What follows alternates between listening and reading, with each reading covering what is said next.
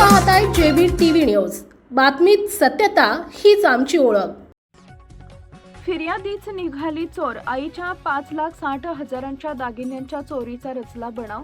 फिर्यादीनंच रचला दागिन्यांच्या चोरीचा कट। पश्चिम देवपूर पोलिसांचा कौशल्यपूर्ण तपास। चोरीची फिर्याद देणाऱ्या महिलेचाच खोटा डाव उघड। 5,60,000च्या दागिन्यांची चोरी ठरली बनावट। फिर्यादी महिलेनंच दिली गुन्ह्याची कबुली। धुळे शहरातील सुंदरनगर बलवाडी परिसरात घडलेल्या 5,60,000 रुपयांच्या सोन्याच्या दागिन्यांच्या कथित चोरीच्या प्रकरणाला धक्कादायक वळण मिळालं आहे।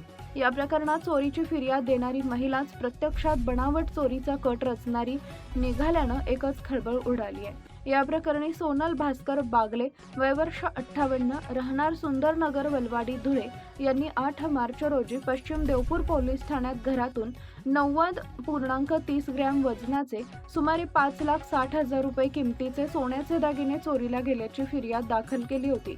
त्यानुसार पोलिसांनी गुन्हा नोंदवून तपास सुरू केला। तपासादरम्यान पोलिसांनी घटनास्थळाची पाहणी करून फिर्यादीसह संबंधितांची सखोल चौकशी केली। यावेळी फिर्यादीच्या जबाबात वारंवार विसंगती आढळून आल्यानं पोलिसांचा संशय अधिक बळावला। त्यानंतर करण्यात आलेल्या कसून चौकशीत सोनल बागले यांनीच स्वतःच्या आईचे सोन्याचे दागिने लपवून ठेवत चोरीचा बनाव रचल्याची कबुली दिली।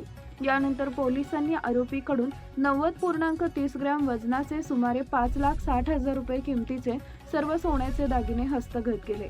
पश्चिम देवपूर पोलिसांनी अत्यंत कौशल्यपूर्ण व बारकाईने तपास करून हे प्रकरण उघडकीस आणले असून खोटी फिर्याद देण्यामागील कारणांचा पुढील तपास सुरू आहे।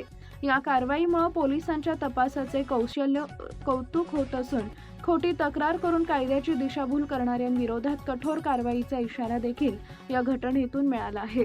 मुख्य संपादक जतीन बोरसे, जेबीटीव्ही न्यूज, शिंदखेडा, धुळे।